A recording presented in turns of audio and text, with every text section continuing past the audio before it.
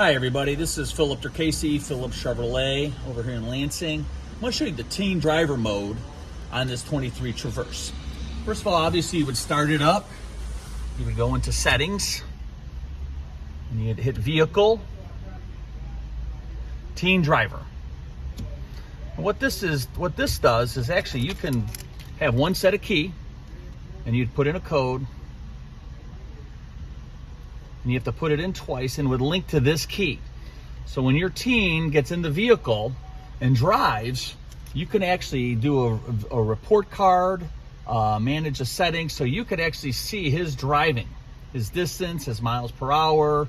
When he comes back home, you can take the key and then go back into your teen settings mode, access the code, and you can see his driving performance and make sure he's driving safely.